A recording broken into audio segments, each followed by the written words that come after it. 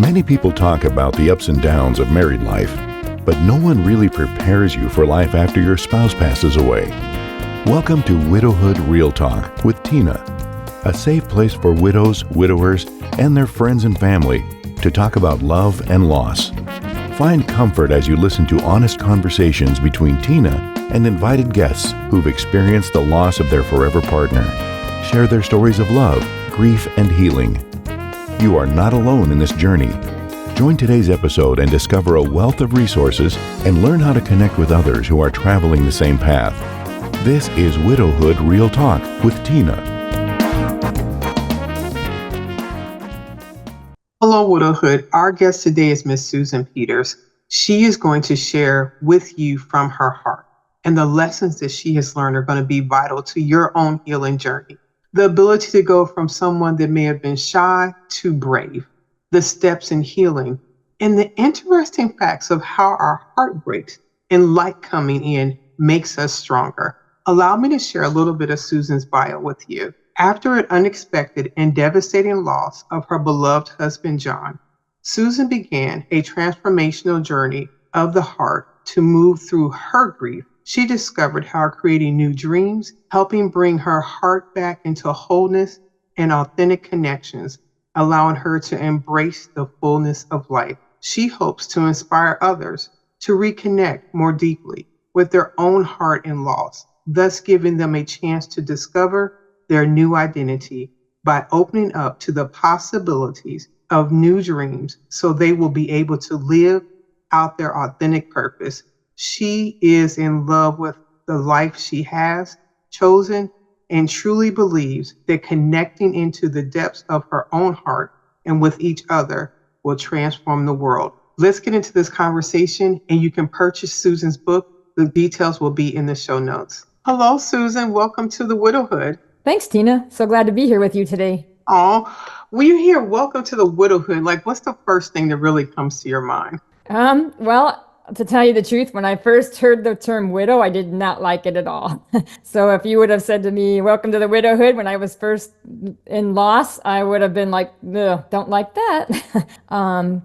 But I learned from Emily Tanner in The Brave Widow that widow is a word that is brave. Like, widows are brave. Widows step forward. They have to step into a lot of different things that they didn't want to and didn't have a choice to. And once she said that, it switched something in my brain to say that being a widow is almost like honorable. It's not fun and it's not where you want to be. You don't wish it upon anybody, but it's also honorable, and it also gives us a chance to step forward and share with others to see that we can help each other and support each other through something that's very difficult, and we can get through it together. Wow, there's a lot there. And thank you for sharing that. I don't know anybody that liked hearing the word widow. I remember we were taking care of some paperwork shortly after my husband passed. And the person that I was working with, they had this big computer screen, and they shifted it and said marital status and clicked widow. I don't know if it had been 48 hours, and it felt like somebody had just ripped my heart out. Yeah. And it was just like, that's what I am now. And it was just like, I wanted to tell him, don't check that, but it was like, he's got to. And it's like, wow. And your brain is just settling. And I would agree with the concept of the brave widow. And I would also go so far as to say, I believe widows should be celebrated. Yeah. We completed our marriage vows. Yeah. The amount of knowledge and wisdom, no matter if the marriage was good or bad, you learned something from sticking to that that could benefit other people that are newly married or maybe been married for a while. That it is difficult, it is sad, but there is something very powerful about who we have become in this process. Yes, I agree. So you talked about the Brave Widow, and actually I think you and Emily's podcast is going to air very closely to each other. Oh. So are you, tell us about your connection with Emily in the Brave Widow community. Yeah, sure. Emily was actually on a summit with someone else that I had become friends with because she was in Canada and her husband died. So she started creating summits to help people get over their grief. And Emily happened to be her guest. And so then I I joined into some of her Brave Widow things, and one of the very early ones is when she had told me about being a widow is brave. And ever since then, I was just like, I love this woman. And she actually was the one that gave me my chance to be on my first podcast. So she's got me started off on that. And it's interesting because our story connected between all of our meetings, and we got to share a lot online and share our stories. I mean, somehow we just connected, and she gave me opportunities to step forward, and I was really grateful for those opportunities to share my voice and to share to make a difference in some other widows' lives. Would you have considered yourself brave before that? No. I mean, I think I was brave in certain ways, but I wouldn't really describe myself as that. But stepping through grief, in the way that it happened, I think is just, it helped me to have to be brave, because it was during COVID. I had to do things by myself, and it was just a real big eye opener. And it's almost like I didn't have a choice. So I had to step into the bravery, which kind of was good because it wasn't like, okay, I have to choose, do I do this or not? It was like, all right, I either do it or I don't do it. And I did. And then I looked back and went, wow, I did that. And I was proud of myself that I could do it. Thank you for sharing that. And it is a choice, because you could choose to stay in bed. You could choose to hand those responsibilities over to someone else. You could have chosen to navigate it a different way. But it sounds as if you chose to be an active participant in your grief journey. And for a widow that may have not done a lot of things for herself, what advice or would you share from your own experience that would be helpful for her? Yeah, I really didn't do a lot of things for myself. I mean, I took care of our family, our kids, my husband, and my mom and dad as they got sick and ill, and it was real easy to put myself on the back burner. But when John died, I think what really set in for me was, who am I? Because I didn't know what my identity was anymore. I was no longer a spouse or a wife. Our kids now were all gone and married, and I was by myself. What do I do now? Who am I now? Do I really have a purpose? Do I just have to exist until I die? So I started realizing that the only way that I could really look at myself now is through my heart and through my own eyes, and then figure out who am I through that. And going to my heart space was what really took me forward. Okay, thank you. And that leads right into your book here, The Miracle of Marrying My Heart. When you came up with that title, what did you want to convey to the reader? I wanted to show that it is possible that even though a heart can be broken and shattered, I felt like John was my other half and I lost it. And how do I ever get that back? It didn't seem like I'll ever be complete again. But what I also started hearing was that when our hearts are broken and shattered, that's when the light gets in, and that's what helps our hearts to actually expand. And so when I looked at it that way, I thought, well, then I want to do everything I can to love and trust myself 100%. So to me, the miracle is that our hearts can not only be completely full again, they can actually be more full and more expanded and be able to hold more love and give more love than ever before. Wow, I've never heard that concept. And oftentimes, thank you for sharing that. Oftentimes I feel as if people are apprehensive to say I'm shattered or I'm broken because of the passing of a loved one. It's natural, right, to feel that way. I was very broken and shattered. I felt like hollow almost inside, and I was like a deer in the headlights. Just, what do I do? I just had no clue. I would agree. The first tab I have here is from Christine Jarvis, and I believe this is a part of people giving their commentary on the book. I'm going to read that. A touching account of how Sue transformed the grief and loss of her husband's death into a new reality. Her message is both inspiring and helpful in a world that struggles with the pain and uncertainty of death. Christine Jarvis. What comes to mind for you hearing that? That we don't have to be stuck in our grief, that there's always a possibility to move forward. And we're almost meant to put down our grief and hide it because we need to get on with life and get back to things as normal. And instead of allowing the grief to be what it is and supporting people in and through that grief, because when we support and encourage people in their grief, they actually step forward and their power and authenticity becomes more available to them and more able to support and encourage others and be permission to others to have their own grief and step forward through it. Thank you. You mentioned not having to rush through your grief. How have you experienced that, or other widows that you encountered, having that feeling of rushing through it? Yeah, I mean, sometimes you feel like society wants you to just get over it and get back to who you used to be, but you're never going to be that person again. And it takes so much time to heal. I mean, it's been 4 years, over 4 years now for me, and there's still moments that I'm sad and still grieving in certain ways. Things come up, and I feel like that's something that's going to be with me forever. But at the same time, there's the possibilities that when you give people time to grieve and allow it to be in their own timing and not force it, that they actually get stronger as they go along. Like it helps. It's like a muscle. Like when you go to the gym and you work it out, it's like allowing people to get through their grief and supporting them in stages builds their heart up and builds them back up into what is next for them. What is their next chapter? Because we only grow from our challenges, and so growing our muscles from our heart is also important. Thank you. When people are trying to rush through it, do you think they're trying to fix it, or it's just so painful for them to be in the experience with someone that's hurting? Yeah, I mean, I think that's possible, that sometimes we just want to rush and get it over with, like, like going through the drive-through so we don't have to cook, right? Like, it's like, hurry up, get this, I want it to be done, and I want to move on with my life. If we personally do that after losing somebody, then it's going to hit us somewhere down the line, like if we try to rush it at the beginning. And if other people try to rush us, it's going to frustrate us and make it harder for us to step forward because we're trying to be what someone else wants us to be. And so then we're not figuring out who we are in this new situation.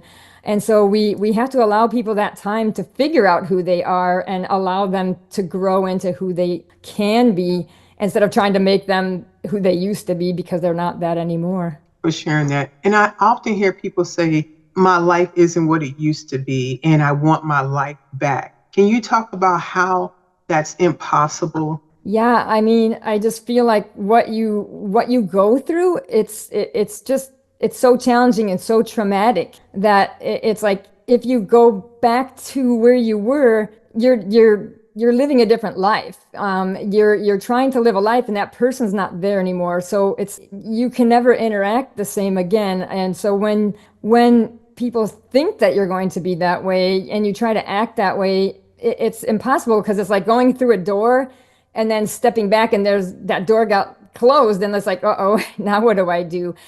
So you're like left trying to figure out which door do I go through next, and that can be very hard and very confusing. But to try to open that door and go back, it's almost impossible. It's almost like when that person dies, the key is taken with them and we don't have the key to get back in. But do we really want to go back in? I don't feel like I would want to.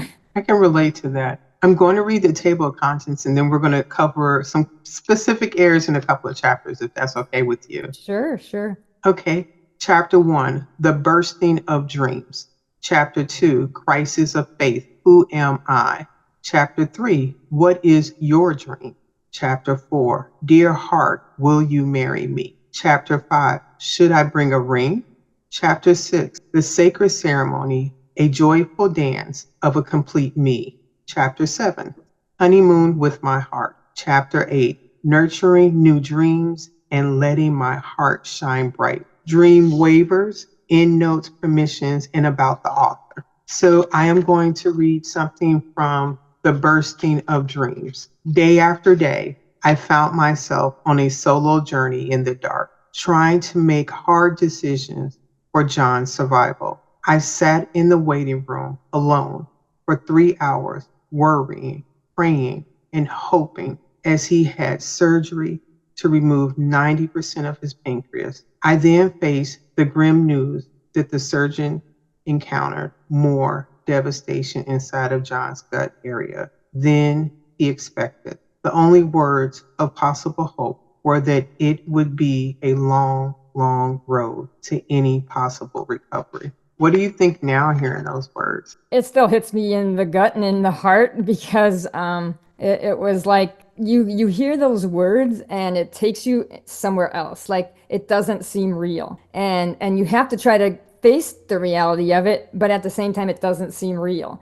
Even now, hearing it, it's like I still like wow. It still doesn't seem that this did all this really happen. Yes, it did, but it's still my brain goes right there again, and not it almost like there's hope, but the long recovery makes you go, whoa, why and how long? And I don't understand this. There's so many questions that come with it, and there's no answers, not any. And no matter what you ask of the doctors, they don't know. They're just trying their best. And so it's a really hard situation to be in because you worry about your person and you don't know what's happening to them, but then you're trying to also digest it all. And it's something that you don't even know a lot about because it's a lot of medical terms and things that are coming at you left and right that you're trying to get through. And it's like you want it to be over, but it's not. And you really have no control over it. So that's, I think, the hardest part is that lack of control. And you have to just trust. You have to just trust what the doctor said is that, okay, the long road ahead is going to be something we just have to deal with and hope for the best. And you don't know what that means. And so I think that's the hardest part when you're going through sickness and possibly facing death. I would agree with that. And you mentioned something about all this information in medical terms. That's coming at you in an instant, and you're having to make decisions. Your brain is cloudy, you're drifting off into here, there, and decisions need to be made. It is a heavy weight. It is a heavy weight. Thank you for sharing that. In your book, each section has a questions for reflection. I'm going to ask you some of those, if that's okay. Sure. Okay, and this one says, have you ever felt caught in a spin that wouldn't stop? What finally ended it? How did you feel during and after the experience? Well, for me, the spin was like the spin on the computer. When John was sick, all the things that were happening, I felt like it was just spinning and spinning and spinning, and it wouldn't go to the next page, and the doctors would call me in the middle of the night and ask me questions. Should we do this? Do you give us permission to do this? I was like, I don't know. Do what you think is best. And so it would keep going and going. And day after day I would go in, and day after day he's not getting better. And then there's more news and more tests and more procedures and more problems that arise. And so it was like almost like the spin was like, it wouldn't get worse, but it wouldn't get better. You know what I mean? It would just keep spinning. And so what finally ended it for me is actually when he died.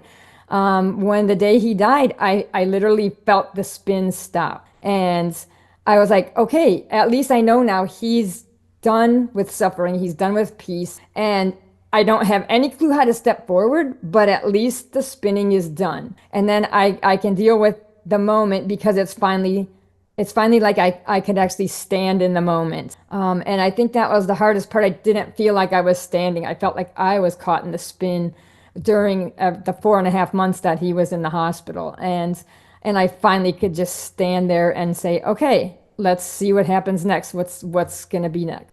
Thank you for sharing that. I know we may share the stories of our spouses transitioning, but it still comes at a price. I don't want to gloss over that.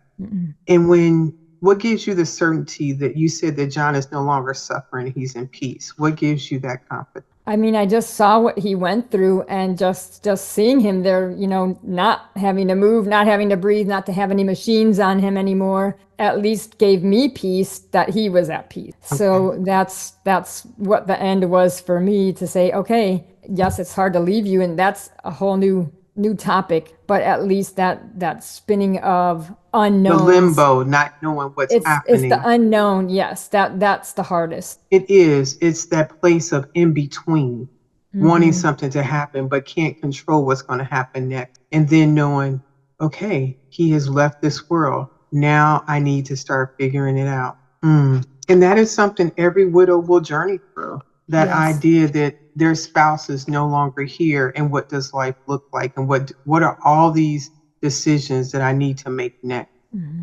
Chapter 2, I want to read this and I want you to say the first thing that comes to mind. A crisis of faith. Who am I? Yeah, I literally did not know who I was. It was this like almost like the scariest feeling of my life because I really felt like I lost my identity. Like somebody stole my whole wallet and my whole life, my birth certificate and everything. I honestly felt like I didn't know who I was or how to go forward even. It was the weirdest feeling. I never felt that in my whole life. And to have to face that, I mean, I would look in the mirror and I would be like, who are you? And it was such a challenging question because I couldn't answer it. Not where I was. I felt like I was in the void, like I was just in some kind of weird vacuum void, and I honestly didn't know what to do with it. Thank you for sharing that. And it almost seems incomprehensible for us not to know who we are. We're an adult. We were a functioning human being, but there is something intense about when your partner leaves this world in that sense of emptiness and uncertainty. What do I do now? Because everything I did was with this person. And now I'll never talk to them again. The decisions that I need to make, like, do I call myself Miss or do I call myself Mrs.? Do I say our children or do I say my children? Mm-hmm.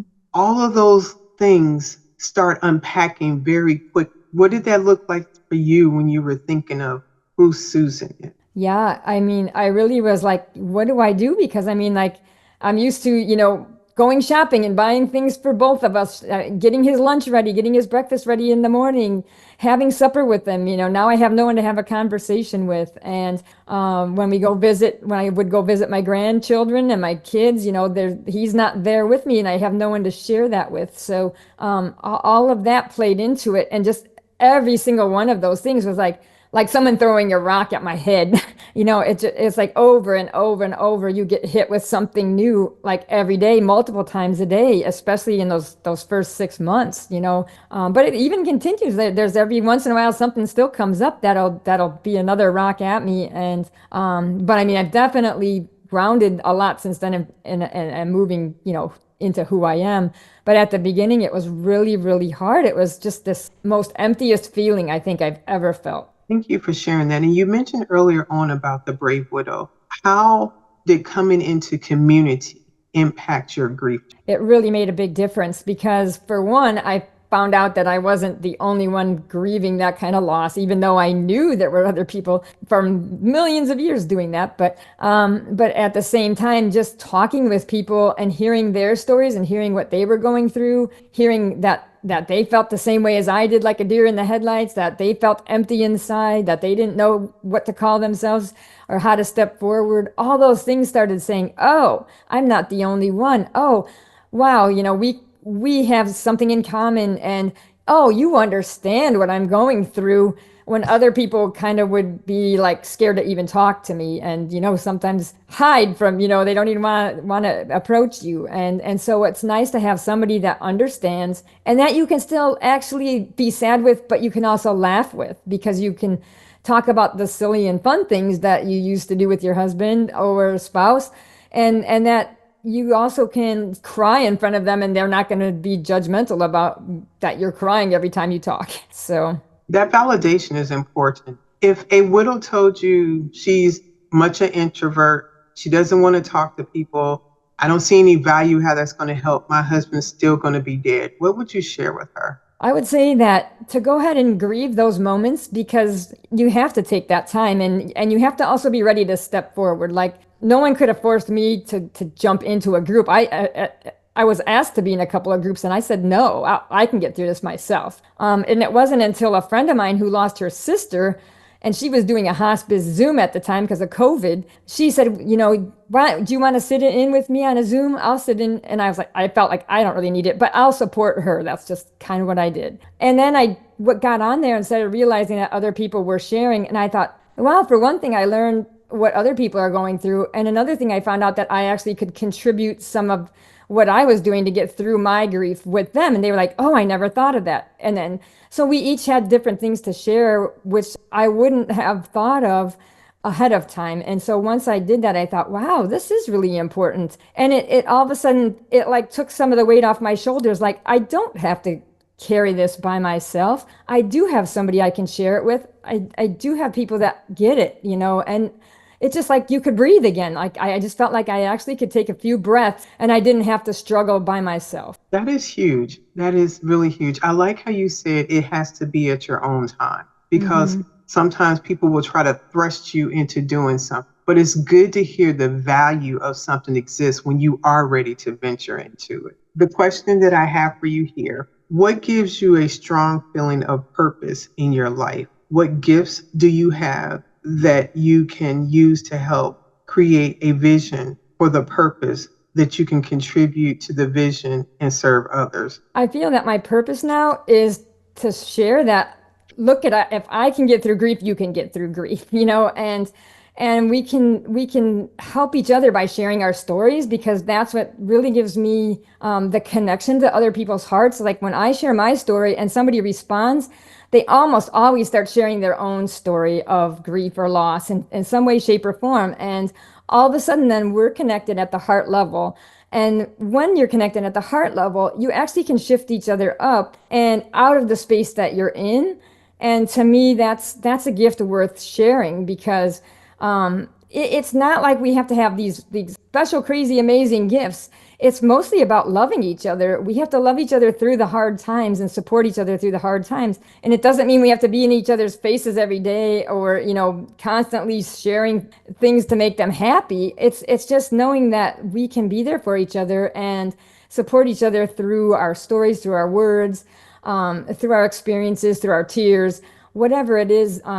Everything, it's like almost like everything turns into a gift once you start sharing it with somebody, because you can see something new that you didn't see before. And to me, that's really been how I've gone forward, is because of seeing something from a new perspective and something that someone else gave me to step forward in. I have a couple of questions. Thank you for that before we finish up to some of the questions I have in the book. You talked about loving and supporting others. For people who may have not experienced a profound grief, what are some suggestions on how they could support someone that is heavily grieved? I think the most important thing is give them space to be who they are. And like we were talking about, don't force anything upon them. Allow them just to be in the space they are and to move at the speed they need to. I think listening is the best thing we can do. A lot of times, and I've heard this multiple times from people, is so many people say the wrong things because they don't know what to say. And it can be offensive to people sometimes. So giving a hug, just listening, saying, I have no words, but I just love you. And I know that I'm here if you want to share something. And just simple things. Keep it as simple as possible. Just send a note, send a card. They may not respond to you, but they'll appreciate it. I appreciated every single card I got in my mail. I also appreciated that not every single person wanted to talk to me, because I didn't want to talk to people at the beginning. And my family, even my birthday was not too long after we buried John, or after his funeral, I should say. And they organized a parade of cars to come down my street and toot toot toot and say hi to me. And I was like, oh my gosh, I don't even want to go outside and say hi to anybody. But I did, and it ended up being fine, and it was all nice and it was all good. But it's like sometimes it's like we just need space to be, and it's okay. It's like you're not leaving that person alone, and you're not being mean to them if you do that, but at the same time, to know that they're supported through notes, through texts, through little cards, until they're ready to talk about it. I can accept that. Tell me some of your favorite stories about John. Oh, John, he was fun. He would make me laugh. He just said goofy things that would make me laugh and smile. And he had a fun laugh that just, it just could always break up what was going on. He just knew how to like break up the hard things in life and make certain things. Just life was fun. And he's like, life is short. Let's enjoy it. We were in a car accident in the year 2000. So ever since then, he was like, life's too short. Let's enjoy it. And so we did. We got to see our grandkids, and our kids helped them move, and went to visit them because they all live in different places. And And so we just enjoyed those moments, and treasured the time together as family and the times that we spent together, especially out in nature.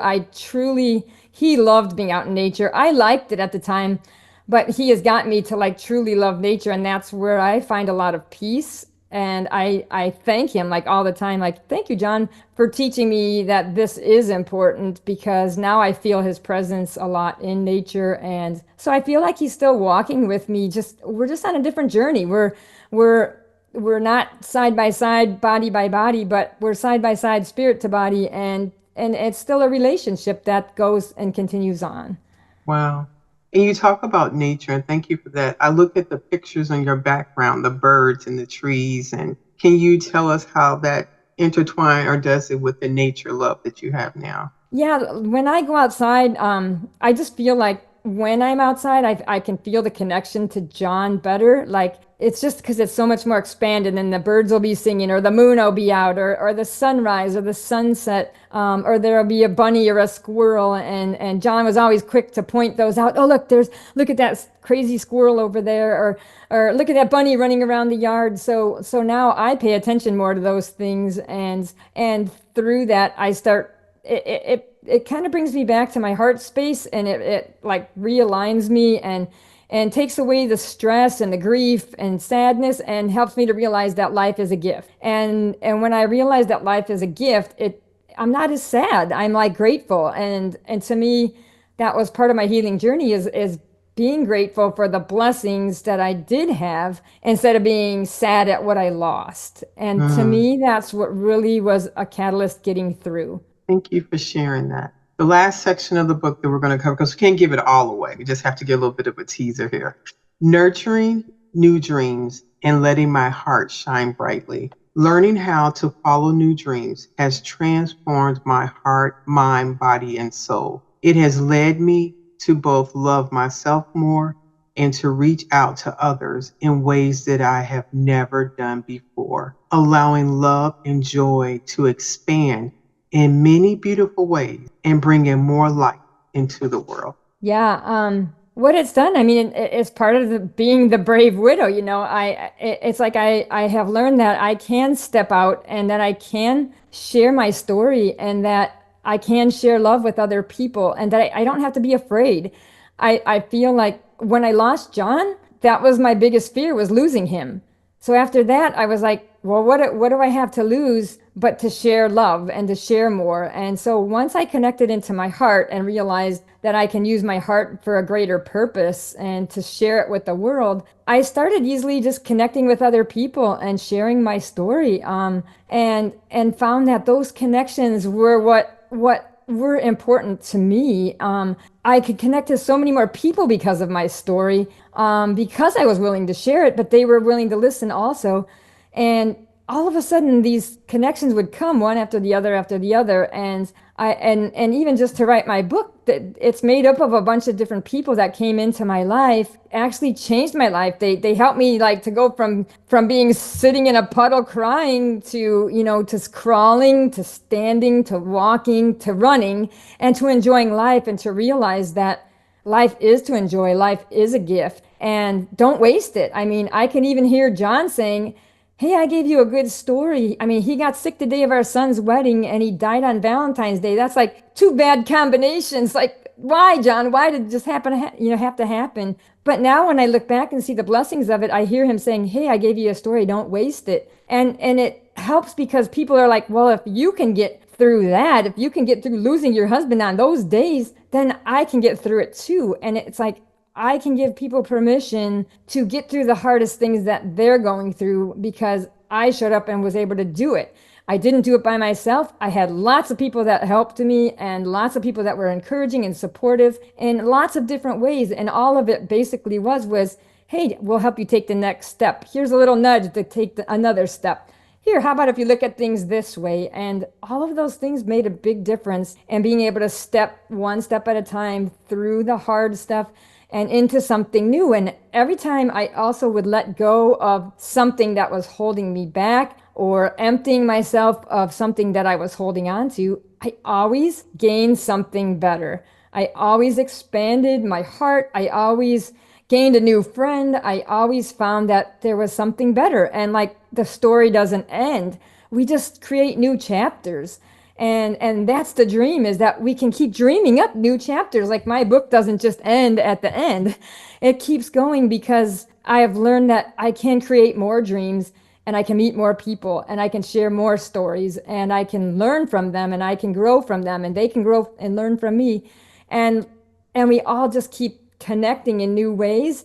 And to me, that makes my heart just so happy. I love that. And I mean, you and I connected through an event with the Brave Widow, and you've been part of the winter solstice. Can you talk about how widows could benefit from that event and what you've learned from that yourself? Yeah, I love how Emily set it up to be like, that's the night where it's the where it switches from the, from the daylight hours are the, the shortest, to then it starts switching over to they get a little bit longer and a little bit longer, and the light gets a little brighter and brighter every day from that moment on. And it is like grief. It is like death. We hit that point where we're at the darkest point of our life, but then we have that chance to switch it over, just like nature. Nature is such a good way to look at things, because all of the seasons mirror our life and mirrors death, and always shows us and leads us back to new birth and new life. And so that's what the winter solstice event is, that it helps us to process what's hard and sad and dark, but then leads us to the next step, that tomorrow the light is going to be a little bit brighter.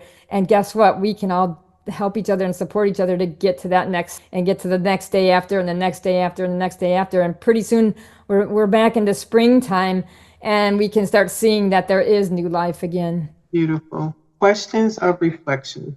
Do you feel that learning to love and trust yourself more can transform the challenges of life into a new way of living life with purpose and joy? Yes, because that was how I was able to look at my broken heart. I said that with a broken heart, I'm like just in one spot, and I felt like I couldn't move on.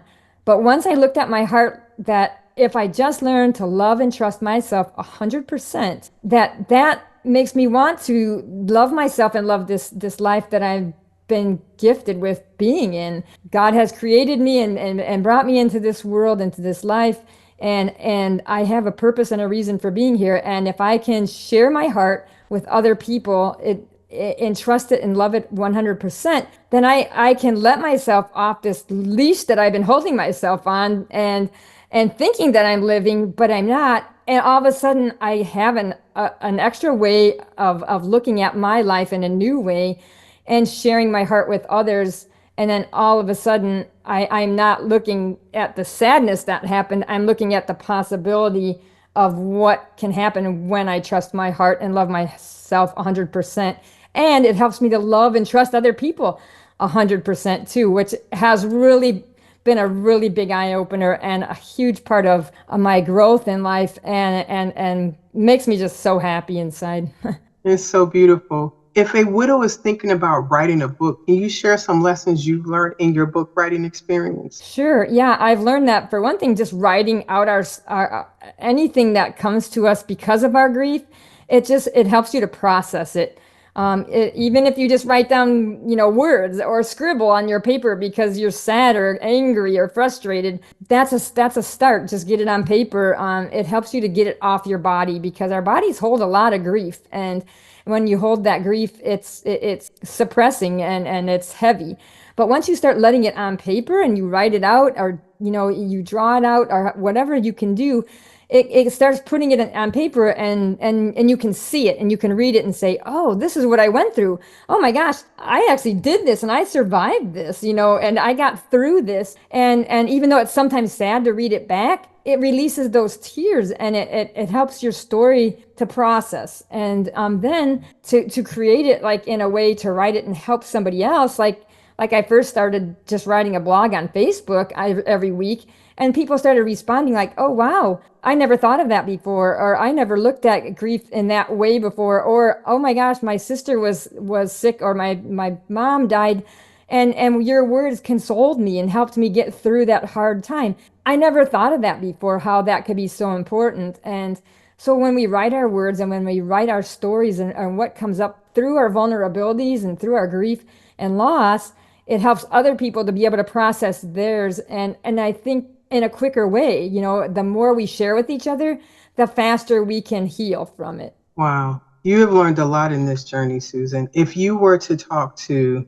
taking all that you've learned and where you are now, and if you could have talked to Susan that Valentine's Day that John passed, what would you tell her? I would hug her with as much love as I could give her, because I really feel that love is the most important thing that we cannot take for granted.